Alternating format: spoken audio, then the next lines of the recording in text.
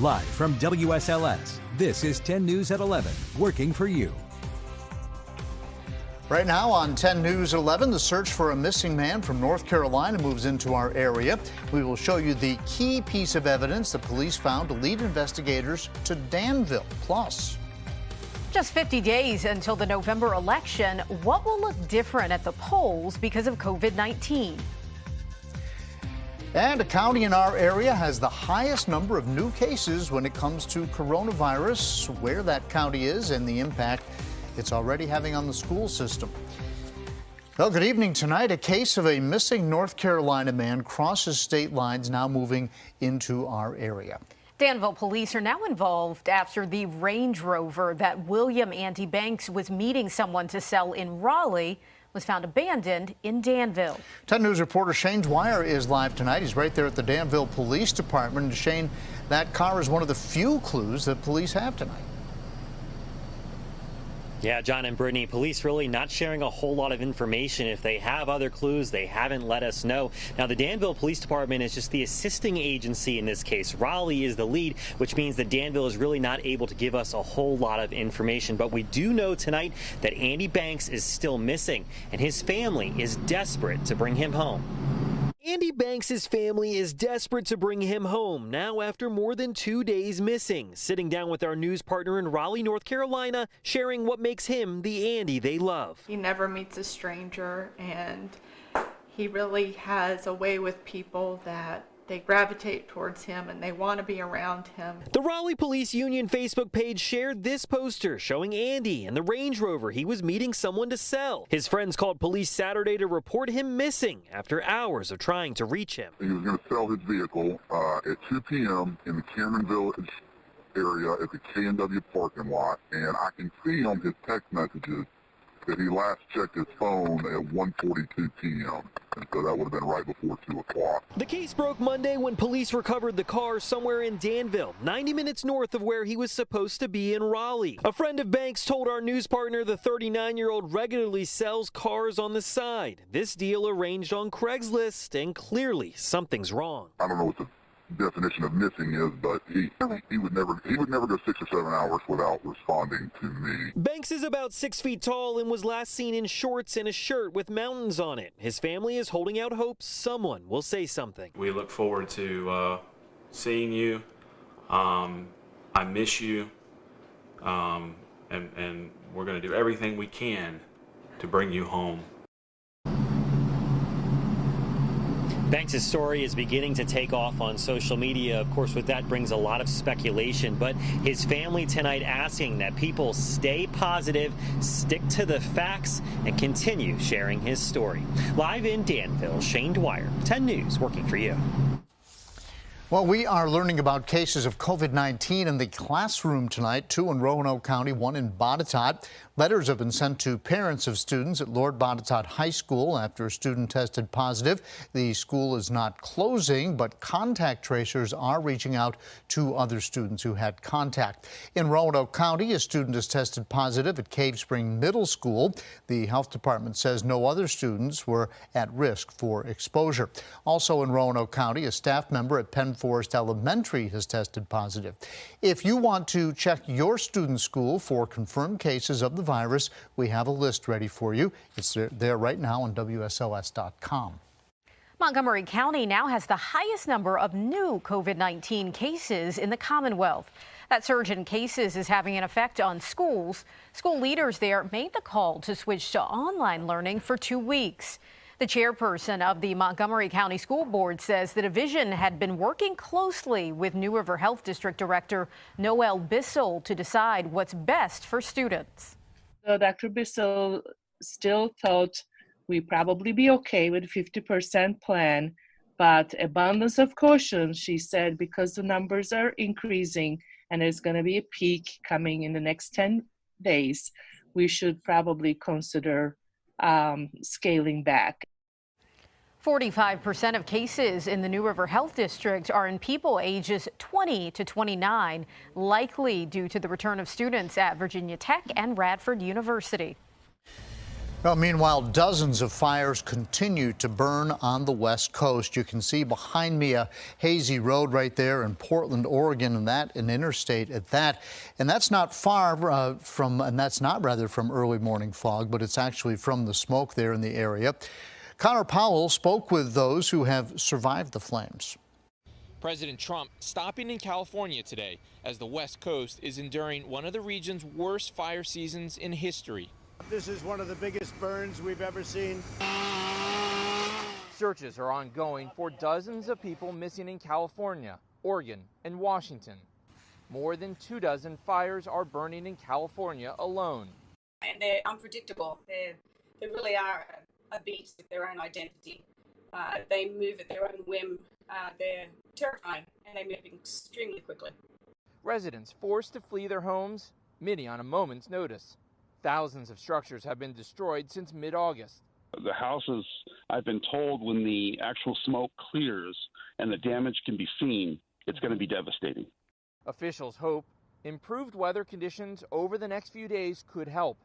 There's dampness in the air now, and we're seeing the smoke dissipate slightly. Some of our people have been able to go check on their homes, which has been a blessing in a whole. But for those who've already lost everything, I cried for a long time. It will be too little, too late. We were married 41 years. Everything we owned is gone. In Sierra Madre, California, I'm Connor Powell. Another problem for the West is the air quality. As you might imagine, doctors are warning that even just a few hours of smoke inhalation can create a lifetime of health issues. Meanwhile, people along the Gulf Coast are preparing for Hurricane Sally. Some areas are seeing rising waters as the storm gets closer.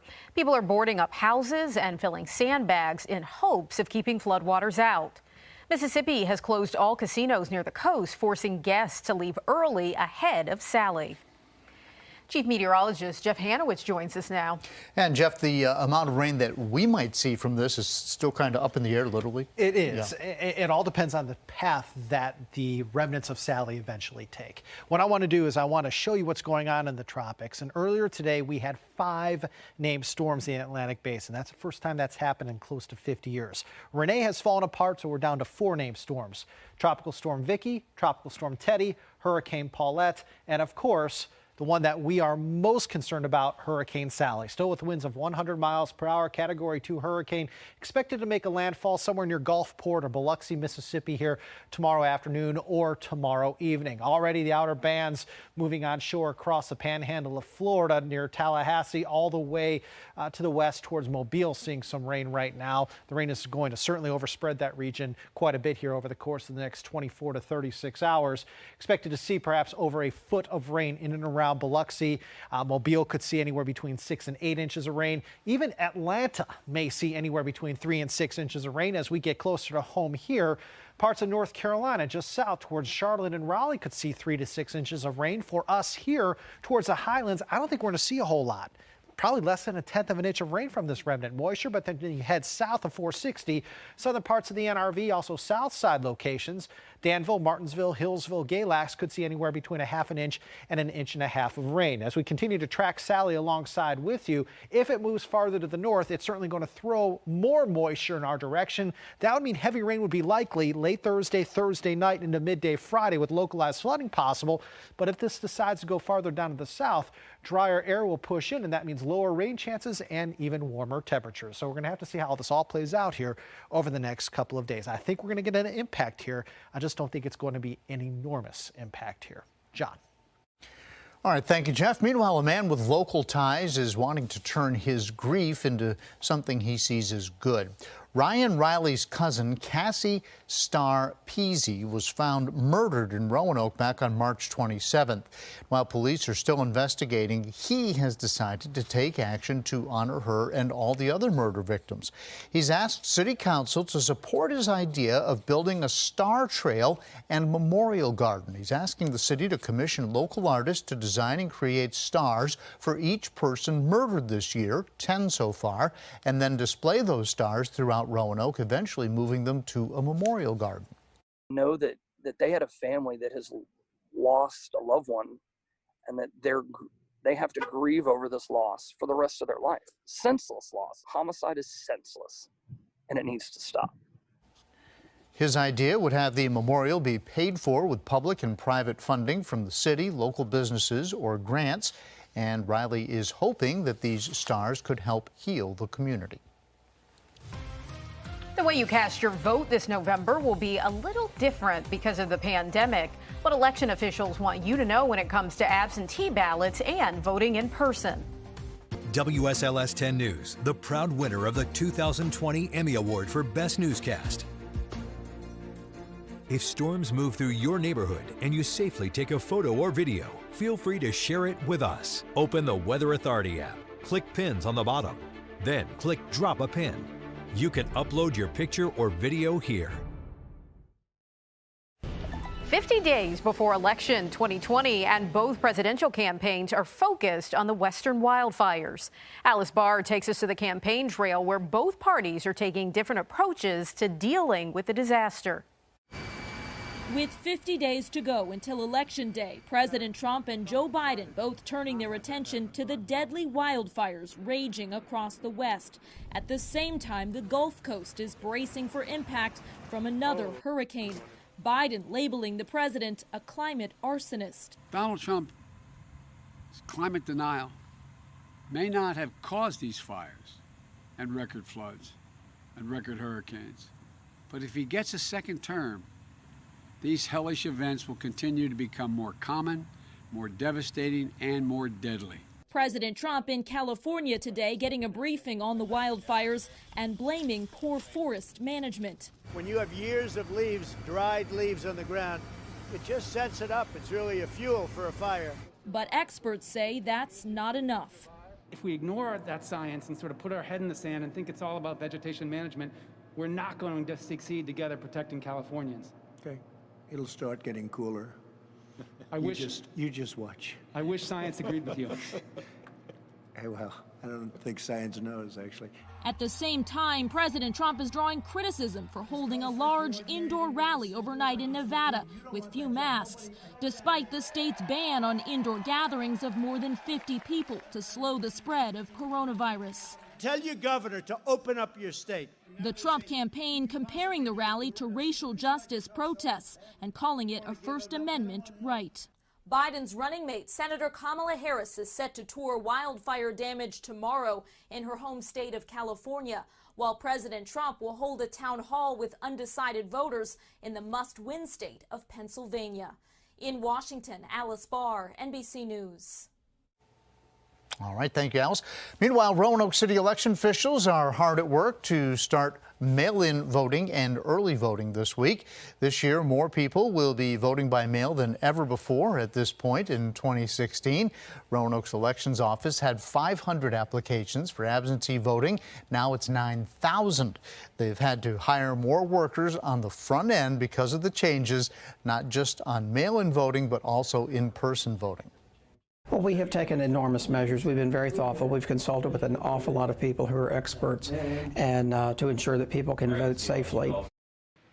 New guidelines enforcing cleaning and social distancing will be put into place and to test on Friday as in-person early voting kicks off. The deadline to apply, by the way, for an absentee ballot is October 23rd. You can find a link to do that at WSLS.com.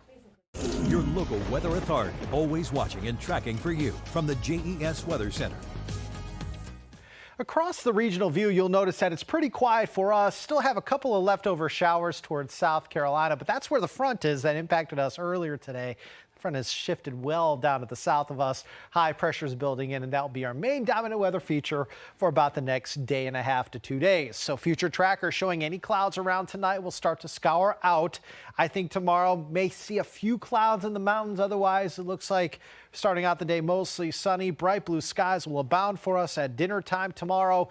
And as we head into tomorrow night, skies will be fair. As we head into Wednesday, we may have a little more cloud cover around. Mix of sun and clouds for us on hump day. Overall, we'll call it partly sunny, but it still looks like we're going to be dry on Wednesday.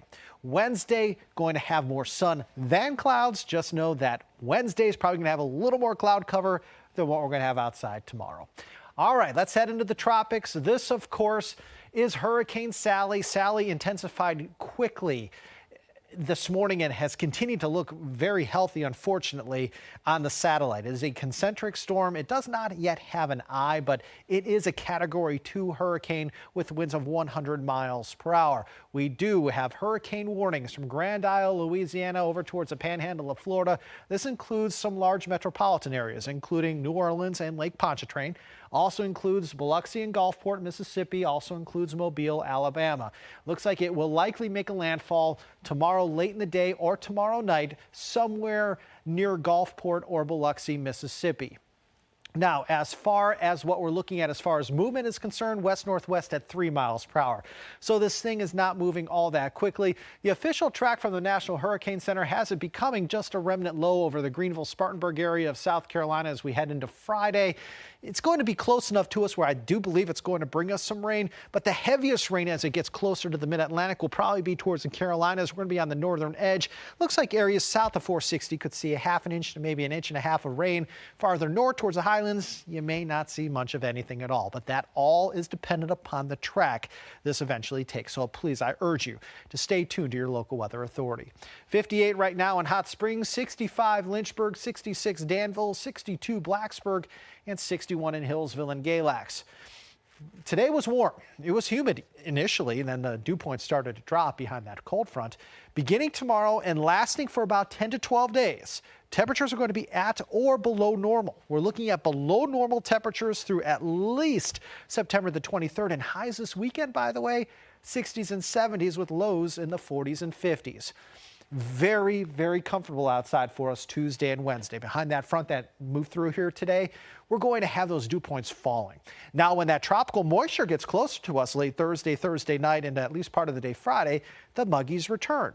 When that tropical moisture gets out of here later on Friday into Friday night, the dew points drop again, and it's comfortable again as we head into this upcoming weekend. So for tonight, skies clear. We're cooler too, 51 to 58 for lows. For the New River Valley, low to mid 70s here for the next couple of days. Highlands mainly sunny tomorrow, partly sunny on Wednesday. For Southside, 76 to 79 over the next couple of days. For the Roanoke Valley, dry Tuesday and Wednesday. It's late Thursday night into Friday morning where we will have the chance for some rain, better chances for rain, I think, south of Roanoke. And then the weekend right now, regardless of what happens with Sally, is going to be beautiful. Upper 60s to near 70s Saturday and Sunday in Roanoke and also in Lynchburg. You are looking at just a gorgeous weekend ahead. Looks like even early next week looks to be pretty dry as well. John, Brittany. All right, thank you, Jeff. Waking up just a few feet away from a bear. What this man did just moments after the animal shook him awake. All right, so a perfectly nice afternoon turns into kind of a scary situation. This is for a man in Massachusetts. He was just taking a nap by the pool when he woke up to a bear just feet away from him. Check it out. You can see the man's feet if you kind of look toward the bottom of your screen, sticking up from the lounge chair, and the bear walks over to the pool to check it out. And then he goes to the man and check that out. He's sniffing his feet. And then he, for whatever reason, gets spooked off. Maybe the man moved and runs off. At the very end, you see it there, the man picks up his phone to take a picture. So you know that the guy's buddies are giving him grief because his feet smell. Right? The bear sniffs his feet. Watch this. The bear ran off. Yeah, we have it for you one more time. There's the bear sniffing the man's feet, puts a paw up, and then runs off. I mean, that's just a game of tag, guys. He just tagged him and said, "You're it." Right? Paw to foot.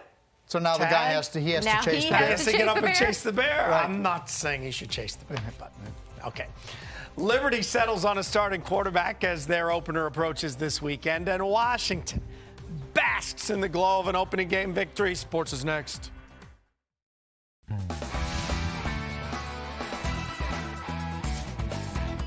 NFL Week 1 wraps up with a Monday night doubleheader. Steelers at the Giants. G-men break a 3-3 tie. Former Duke star Daniel Jones hits Darius Slayton on the fly.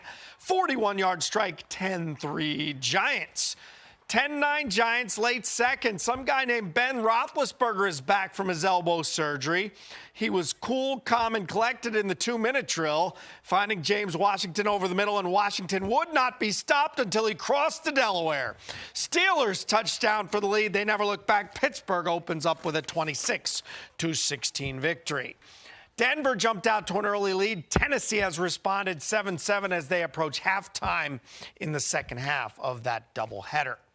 The Washington football team trailed the Eagles by 17-0 at FedEx on Sunday, but rallied for 27 unanswered to make Ron Rivera a winner in his D.C. debut. It's been a tough offseason. It really has, but I just love the resilience of these young men. You know, there are a bunch of guys that really worked hard at it. You know, we didn't have a lot to gauge on who we are or who we were going to become, but we had an opportunity to show, and the guys did. And I'm very proud of who they are as a football team, and you know, very, very, very, very proud of our organization. With the past is that knowing that it's going to make us better, and knowing that we should use that, you know, whatever we've been through prior to with name changing or coaching or whatever the situation or whatever it may be, that we're going to come together every day on Sunday and find a way to win the game.